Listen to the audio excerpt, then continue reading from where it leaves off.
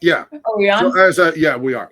So if I press this button right now, we can talk about everything we want to, and I will just edit it out. But I do like to keep the format beginning to end live. So once we officially start, and once we officially end, then I can clip anything on that end too. So right now we can fuck with him as much as we want until he says you can do that on camera too. Generally speaking, I think that makes great content. So we are rolling, and you know what? I might not even cut what we've said so far because it's vaguely amusing. But we are rolling. This is Streaming Graveyard. I have Debbie and Max with me. Why doesn't everyone introduce yourselves, and we can get started? Hello, I'm Angel Cat, aka Deborah, aka your research queen of Streaming Graveyard, and I'm here. Hi, my name's Max Guerin, and Anthony and I have worked together in a variety of contexts: musical, burlesque, various other things. I used to, in a previous life, I was the American history and popular culture professor at Penn State Brandywine, adjunct. I never really. And I used to teach a lot about, the role horror plays in sort of talking about things we don't like talking about directly. And so I am looking forward to this. This is going to be fun.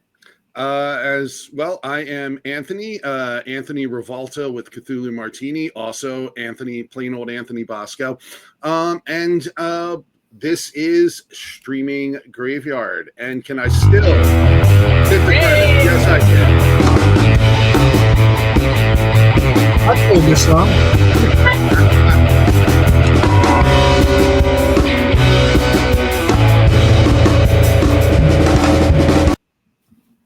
And that is apparently all of that I did.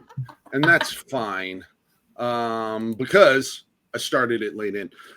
So side note too, and we're just going to leave that. You remember Pete, right? Little Pete, the original bass player for Cthulhu Martini. You've had a lot of bass players.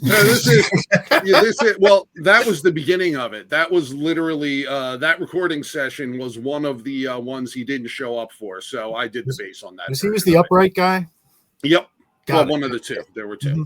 Yeah. Is this like Spinal Tap where they keep having to get a new pretty drummer? Much.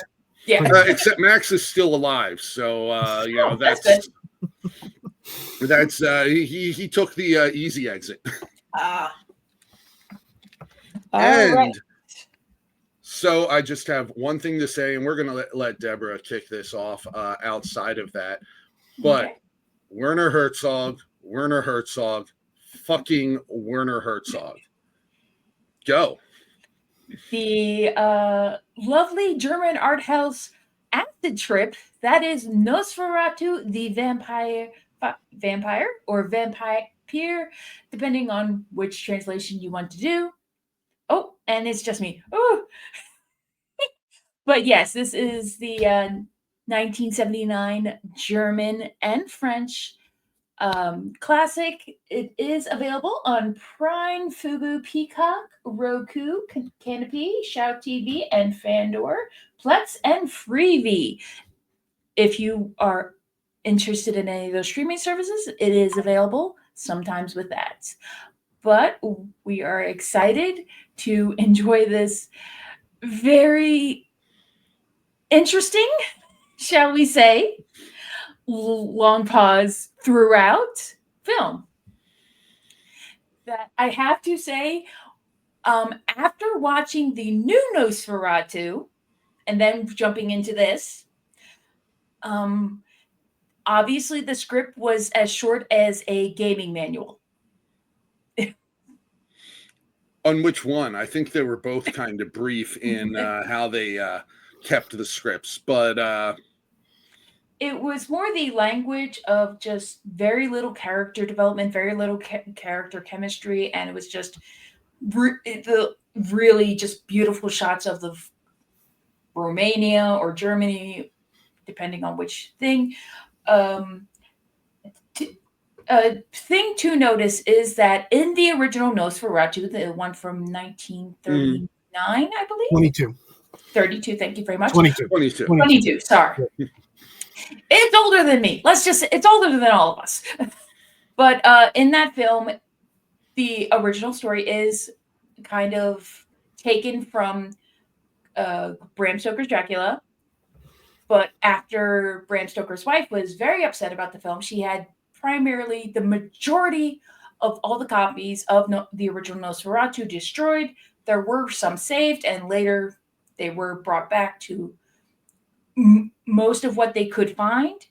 And so this film is kind of that adaptation, but with all the original characters' names put back into the film. So all the characters that are mentioned in the film are from Bram Stoker's Dracula, not the original Nosferatu. Mm-hmm. Okay.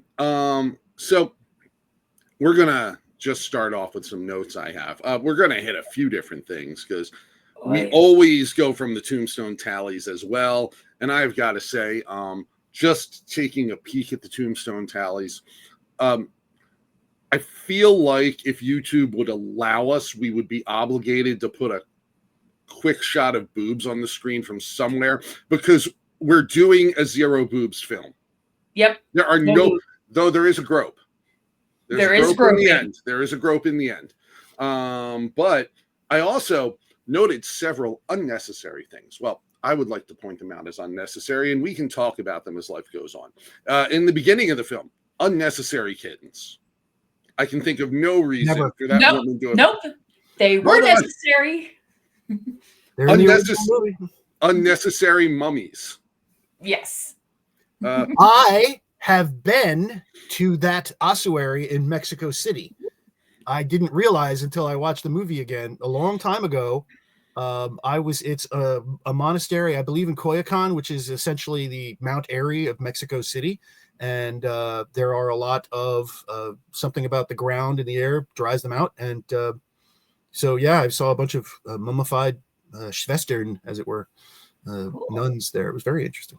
It is an unfortunate aspect as to my education that I did not know what an ossuary was until 2 weeks ago when I watched Cemetery Man. That's why we have dictionaries, man. Unnecessary geese. Pardon me. Yes, that just one goose of... And there is a whole section of the film where we go into esoteric philosophy that I'm calling unnecessary philosophy, moving on to more unnecessary laughter than Dr. Giggles, and unnecessary Milton paraphrasing.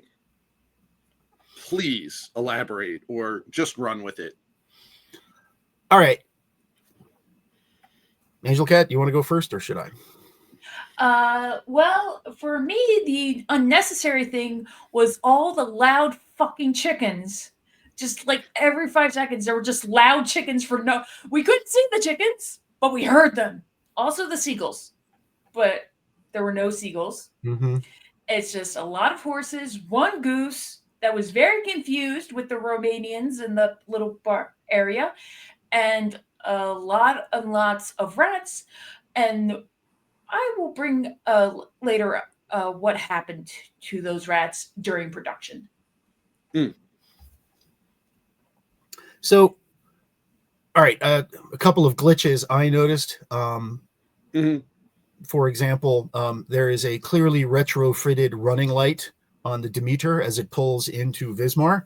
You can see like a modern plastic red light on the boat. Nice. It's actually, I believe it's Delft. They shot it. Apparently they couldn't shoot in Germany because of the rat, so they shot somewhere in. It made me want to go to Delft, Netherlands. I mean, I can't. It looked adorable. There's also a really modern-looking lock. Lucy. I saw that. Isabella Jane walks into a house, and like the lock of the door is very clearly some sort of modern lock. There's a scene where she finds Dracula's coffin and she puts the host in it, and there's a modern loading strap holding up one of the load-bearing beams. That being said, I tend to take Clive Barker's opinion of things, which is if there's verve and wit and something interesting going on, I kind of don't mind a zipper up the back of the monster. And so I tend to think of this movie as, yeah, there's some zippers. Who cares? One thing that like really, really hit me watching this in the context of having seen the Eggers version as well as the Murnau multiple times is the ability of like three completely different directors with very radically different styles and radically different approaches to the character to still come up with unbelievably watchable movies. This is, I mean, what's interesting about Herzog to me is he kind of gets this rep of, kind of sounding like the liner notes to a black metal album sometimes, life is hopeless, it's all death and darkness. And unnecessary philosophy. Unnecessary. But what I think, speaking more unnecessary cultural history for you then, Anthony, is the idea that what Herzog really, and this like hit me because I was watching a couple of other, like I watched My Best Fiend sort of as research for this, which is his documentary about Klaus Kinski, which is hilarious, in this very German ponderous way, very hilarious. But like to me, Herzog, I kind of realized is really the last, like he's not this sort of nihilist existentialist. What he is like the last 19th century German romantic. He loves storm and strife. He loves beautiful mountains. He loves man in nature. He just likes nature. No savage isn't noble. He loves, I was watching clips of Fitzcarraldo. He's just fat. Like the reason he shows the gypsies is because he's really, if there's some indigenous people in front of him, he's going to film it. In the same way Fitzcarraldo is full of these long pan shots of, the Yanomamo and the other Peruvian tribes. He casts people that are part of those, communities. And, he's kind of interested in that stuff. And so, you look at the scenes with the gypsies, those are clearly gypsy. I mean, like, there's no question in my mind, these are not Hollywood actors or German actors gussied up in, sort of picturesque clothing. They all look like people who've slept out in the open, and that's really interesting to me because like you can make an argument that and I'm ranting, I apologize, but like Murnau's really interested in World War One. Like, a lot of horror from that era is really about World War One. Here are these blood-sucking aristocrats causing disaster, and only the selfless woman can stop this sort of disaster. Eggers' movie is clearly about sexual violence, all sorts of things of that nature. It's not hidden, it's not subtext, it's text, it's right there. And in the middle, you've got Herzog's picture of essentially a natural phenomenon. Like it's no different to him than, the beasts in the Peruvian rainforest in Aguirre. I mean, it's the Nosferatu, Count Dracula is essentially kind of in his own weird way, part of the natural world. He's a threat potentially. And so, to me, all the scenes of mountains and nature are, sort of kind of trying to contextualize that in a way. I mean, because, Herzog, he's what he really wants to be is a nature documentarian. And he has done that multiple times. And they're always interesting. And, so I think there's that interesting streak there. He loves natural light. He doesn't, the Eggers Nosferatu, the Murnau Nosferatu is trying really, really hard to sort of, go with the shadows, go with the darkness, this sort of Grand Guignol kind of theatrical vibe. And, Herzog just points the camera out the window. And it's really, really interesting to me that, I think the downside is his is by far the least frightening. Yeah. There's no jump scares, which is fine. I mean, they don't have to be. It doesn't have to be, but it's a horror movie, but it definitely, it's like a horror movie made by a guy that really didn't want to make a horror movie. He wanted to make something else. Right. Yeah. He did. I What that felt is, like I'm not sure. it's funny because you talk about the different films, and I'm going to try and say this with as little spoiler as possible. Sure. Because Yeah. watching this drove this home. I was talking to Max the other day about how I was disappointed in the ending of the Eggers film. Yeah. And this ends in a similar way, but it sells it differently, and it makes me buy that ending this time. What I realized is in Eggers, you feel very much like the narrative is Jonathan trying to save, well, is her name Mina in that? Because they use the original names. Ellen. She's Ellen. Thank you. And so when it ends the way it does, I feel like it was a failure.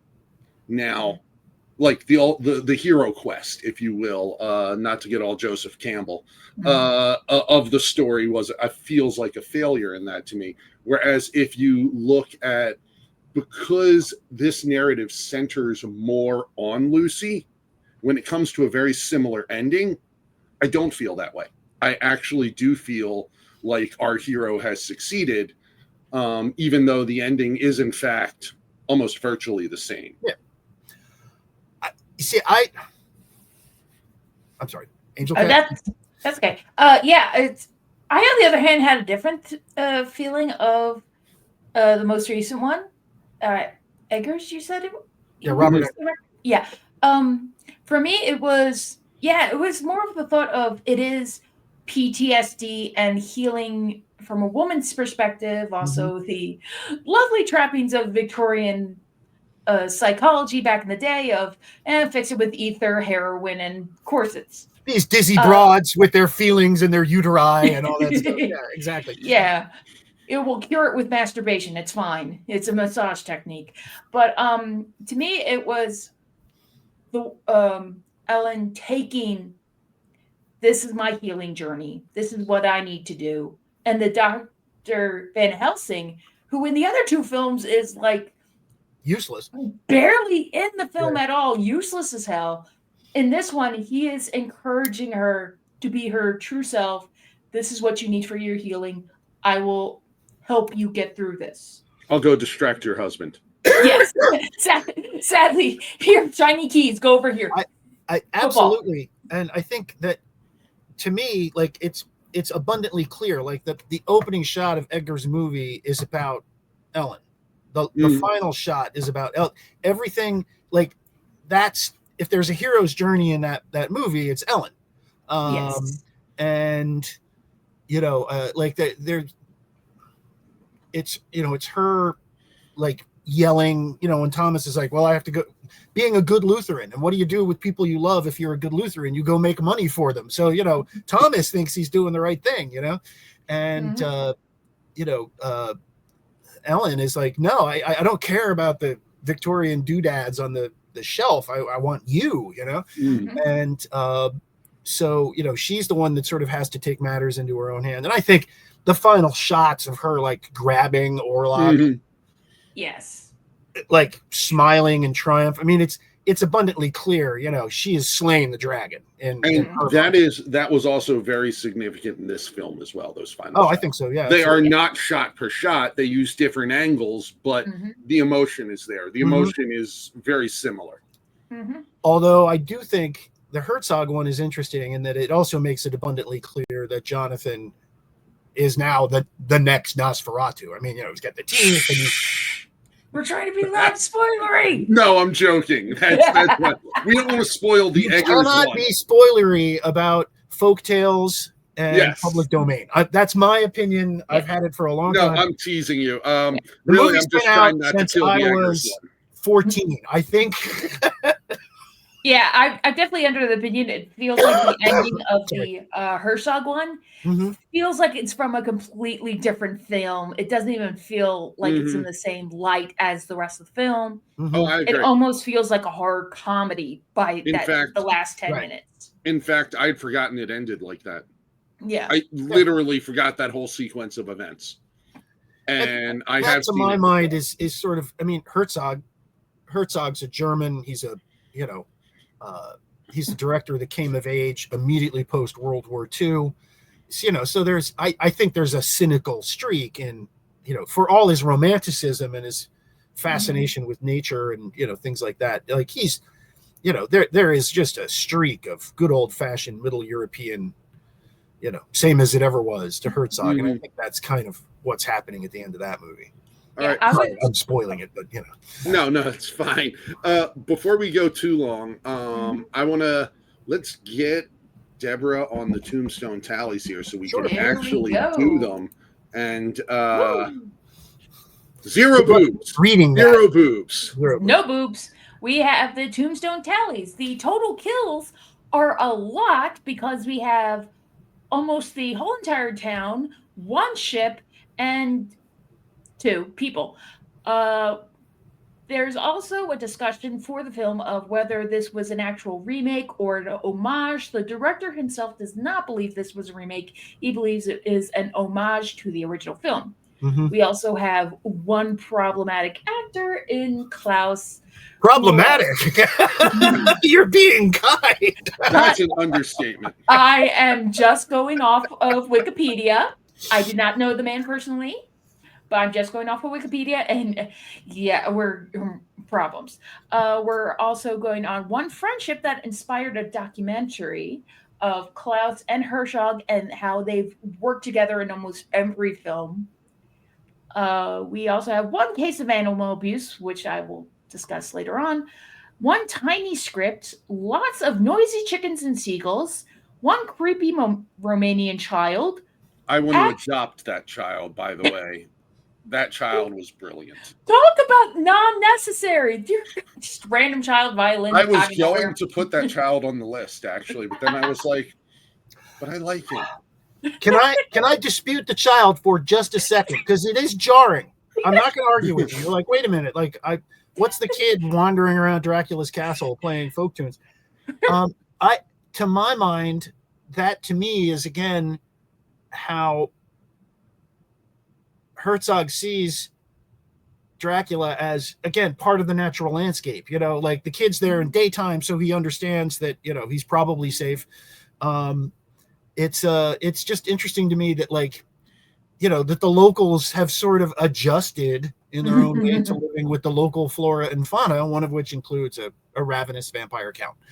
Yes, they've adjusted to it, and I think I'll give Herzog credit enough to say that I think that's the message he's trying to get across. Dracula arrives in Wismar and everything goes completely to hell because nobody knows how to deal with it. The locals actually do know how to deal with it. Well, I also feel that. Sorry, we're going to get right back on this. Yeah, sure. I also feel that in the novel, Stoker, and this is sure it's not Dracula, but it is, but it's not. Close enough for jazz. Yeah. In the novel, Stoker infers pretty clearly that Dracula extends a certain amount of protection to the Roma because they're outsiders, and he can get things done by leaving them alone and making sure they know that, they're not going to be his victims. He's going to go Somebody after has to others. deliver the mail. Yeah. But there is no mail service, as you may recall, and that's why Lucy received none of Jonathan's letters and was absolutely losing her shit. It's the 18th century version of "you didn't answer my text." Am I being ghosted? Yes. Yes. Okay, so then after the child, we have the opening sequence with actual mummies, which I did not realize until halfway through the opening sequence. And then there was a reason for the kittens. Sorry for the creepy mummies. Here's 2 kittens playing. That's what I thought. Then we have no chemistry, no character development. Like I said, the script was so small, like nobody really had time to interact, except for Count Dracula and Jonathan. I should remember that because Lucy kept saying it every time she talked to Jonathan. Every time she first spoke to Jonathan, it was Jonathan. And it's like, no honey, no sweetheart, no I love, just Jonathan. It's like, okay. But also no character development, lots of symbolism, all the symbolism. Pretty good effects. Some of the special effects were actually pretty good in this film, and one close talker. and that was the owner of the inn who was like trying to warn Jonathan, and he's like right here talking to him. Like my tism was to be like, back the fuck up, dude. I cannot with this right now. Your breath is fogging up my glasses. So I'm going to take away from that for a second. We're going to go back to the view, which we did, and I really don't even need to point that out. I had a point. Oh, yes. I wanted Max's opinion on this. Renfield. Now, I was not a fan of this Renfield for a lot of reasons. I thought he looked too crazy too soon, et cetera, et cetera, et cetera. I did like Kinski in this, and it also made me think, Kinski's Renfield and Franco's Dracula. How would you compare this? How would you compare Kinski's performance in Franco's Dracula? Yeah, I know. I pulled one out of the obscure zone for you, Debbie. I'm sorry. To Kinski's performance here. I thought Klaus Kinski was Dracula. He is. Yes. In the Jess Franco Count Dracula. Starring Christopher Lee. And Herbert Lom. It also features Kinski plays Renfield. Oh, okay. This is his second Dracula film. I think you are correct. The Renfield in the Herzog Nosferatu is by far the weakest link. The guy sounds like he's on helium. You don't really get a sense of, Renfield in his own way is kind of a tragic figure, particularly the Dwight Fry Renfield. This is this a guy that has been let down by his idol. Speaking of which, one of my favorite Alice Cooper songs, "The Ballad of Dwight Fry." Move ahead. Go ahead. Yeah, I think that's the weak spot. What I find interesting about Kinski in the Nosferatu is how calm he is until the very end. Like, it is not Kinski. The Kinski we're used to, the sort of, scenery chewing, ranting, raving,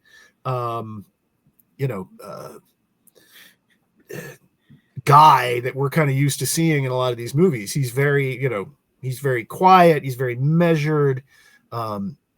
He's ancient and, worn down. And I think it's kind of an interesting decision. And I have a feeling that,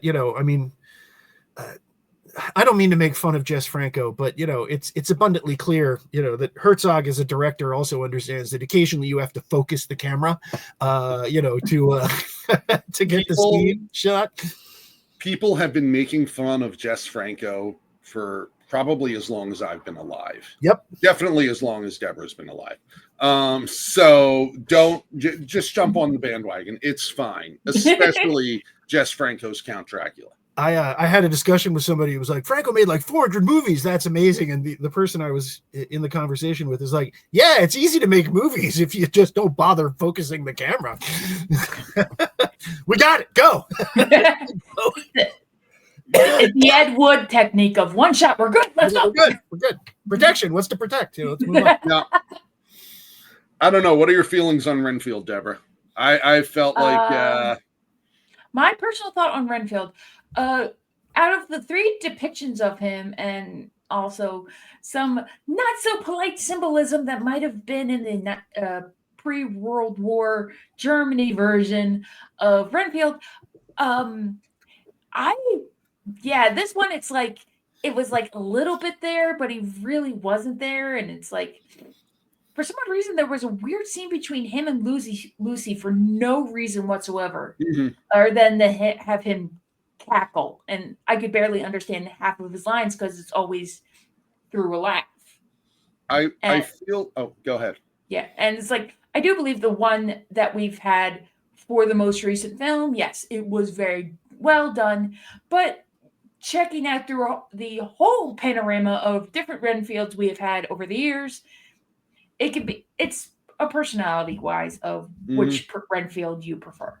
Well, so we are going to, or I'm going to say on all three of the Nosferatus, it feels like, well, it doesn't feel like, both films were clearly inspired by Murnau's Renfield, who in silent film acting is insane. He is bald with the hair flying out the sides and this weird giddy look that makes this man clearly a madman using visual storytelling, which you needed to do to make a film in that time. I feel like this guy kind of played it wrong, but I definitely think that's what they were going for. I really love the way Eggers updated it. I think that was the best looking, best acted of the three. And most screen time too. What's that? Most screen time too. Not even yeah. Yes. And butt cheeks. And if we are going to go through Renfields, we cannot pass without honorable mention to Tom Waits, because anything Tom Waits has done is just brilliant in my mind. But we're not talking about Coppola. We're not talking about Dracula. We're talking about Nosferatu, a completely different IP that is not at all legally actionable, except it was. And that's the story, at least. I do have an interesting fact about the film. This film was filmed in German and in English. So they would film the scene in German and then reset the scene and then refilm it in English. And there are actually, so that way they didn't have to dub as much. But some scenes they couldn't redo, so they did have to dub some of the stuff. But yes, that leads to something really interesting that I just popped into my head, because I've watched a lot of horror movies ranging from great to not so great, and because it's a bunch of German actors speaking English in the accent they learned English in, there's virtually no British accents in the movie, except for Van Helsing and the captain. Everybody, and Ajani, of course, speaks it in a French inflected way because she's French. But everybody else speaks kind of in an American mid-Atlantic accent, because that's how they learned it. And it was fascinating because we've all grown up watching the Universal movies, and we've all grown up watching the Hammer movies. So we tend to associate a very plummy British accent as sort of the Eggers Nosferatu has this, in spades. We kind of associate horror with that sort of high Anglican British accent, because it's, and then to watch a movie, where everybody sounds like the Mother Superior, I swear to God, was an American. Like, there's no way when she said something to him, and I'm like, obviously an educated, cultured American, but still, that was the most American accent I think I've ever heard in a horror movie in my life. Yeah, that was the interesting piece, and that's what I gotta say about that. Okay, well, moving on. So one of the things I wanted to talk about, and I'm going to say this, and I'm really just putting it in there because honestly, I'm just going to title the whole freaking video that we have in the kill count, or more to the point, we don't have a kill count in the way that you would conventionally look at it. We have one whole town, and this really sinks it home. It is a whole town. I'm going to say this is the second highest kill count ever, only because I'm sure someone will find one higher and tell me I'm wrong. But yes, we did kill the whole town. Yes, it's mostly due to the representation of the Black Plague that was brought in by the rats. That it's the representation of Nosferatu's very rat-like, so he has the bubonic plague coming with him, and it pretty much kills the whole entire town, which Herzog took as the representation of the downfall of the bourgeoisie. And it's like, no, now we're dying, so now we throw everything outside because we no longer care about the fancy shit. And there's a scene where this group of people, we have the Black Plague, we will now have fine dining in the middle of all these rats and caskets, and then immediately they disappear and the table's just covered in rats. Speaking of unnecessary fatalities, and we're going to go back to, we're going to talk about the rats next because I think we need to get it covered before we go. Yes. Sorry. The kittens do have an explanation. I was they're in my notes anyway, and I like saying that they're unnecessary. There are kittens in the establishing shots of the original Nosferatu in pretty much the same scene and scene sequence. Yes. But why are there no cats? Is this woman so horrible with pets that none of her kittens ever make it to adulthood? Well, I know in the most recent film it is a full-grown cat, but I think at the point it's just like they were just given to her as a wedding present, which some cultures do. And then the rats ate them. And then the rats ate them because those rats were hungry. Renfield ate them before they locked them. Oh, that's right. That Renfield and his kittens. Blame it on Renfield until you can find somebody else to do it. Absolutely. I'm trying so hard to be professional right now and not make a joke about this. I'm trying so hard. But you're here to make jokes. Come on, give it to me. That is indeed your professional obligation, I think, is to make the joke.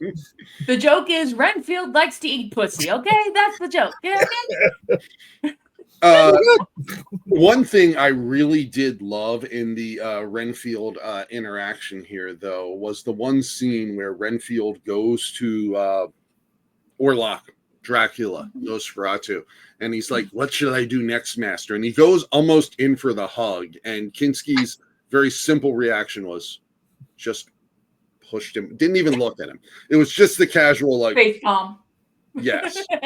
And it was very well acted, but it definitely established you are nothing but a peasant servant relationship there. And it did it with no words, just simple body language. And I thought that was really effectively done. Yes. I also have to admit that moving scene is funny as fuck. Moving scene? The scene where Count Orlok, Count Dracula, whoever, he's on the boat and it's dark, and so he's like, it's time for me to move my casket. So he just grabs one like it's nothing and just moves it. It's like, dude, you can't even like afford a moving company. It's like some drunk teenagers willing to make a couple bucks. Like, no, he's just on his own, just really quickly just moving these. And then he just sees a crucifix on the wall and just goes, and then goes around and just keeps moving his shit in. Which I thought had a little bit of humor. I know you want to talk about the rats, so let's talk about the rats before we run out of time. I am a previous rat mom. I had a couple rats of my own. I had Herman, Cha-Cha, and Hazel.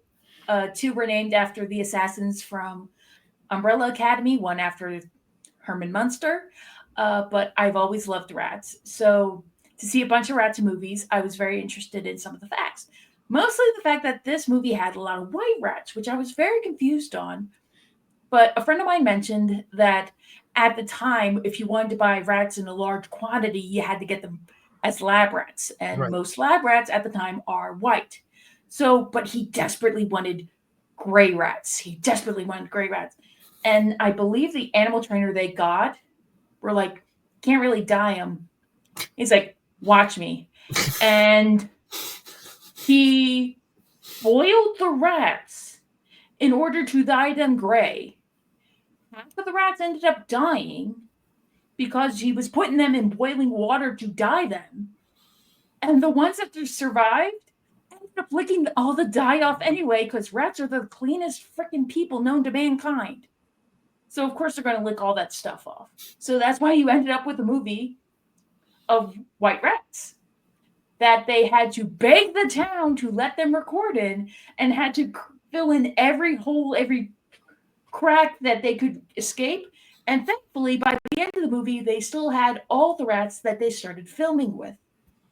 But yeah, it was like, oh my God, I was so pissed off when I heard them. Like, you couldn't figure out any other way to dye the rats. You had to stick them in a pot of boiling water.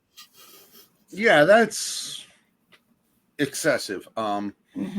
That's one of the reasons we will probably never do a cannibal film is the animal violence in those is something I just can't tolerate, because it became a genre staple there, where it was just like Cannibal Holocaust did it, so we're all going to do it now.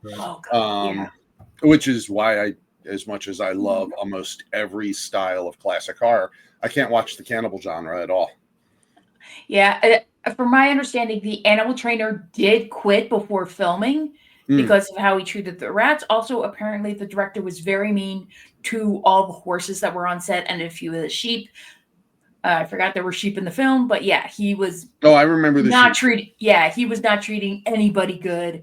But the sheep were Yeah. also unnecessary. Go ahead. But yeah, the animal trainer was like, "Yeah, I'm not dealing with this shit. You can do it on your own." And that's what happened.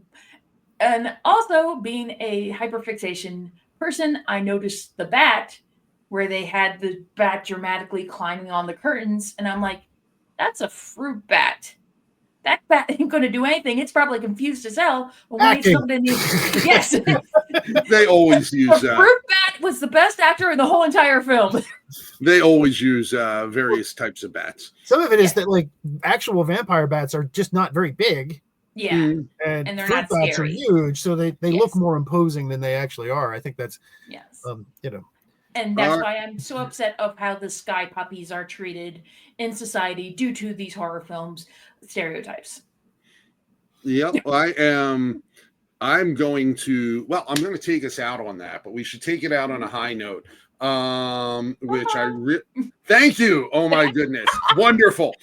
And I watched too many Mel Brooks films as a kid. We're just going to call it on that because we can't do any better.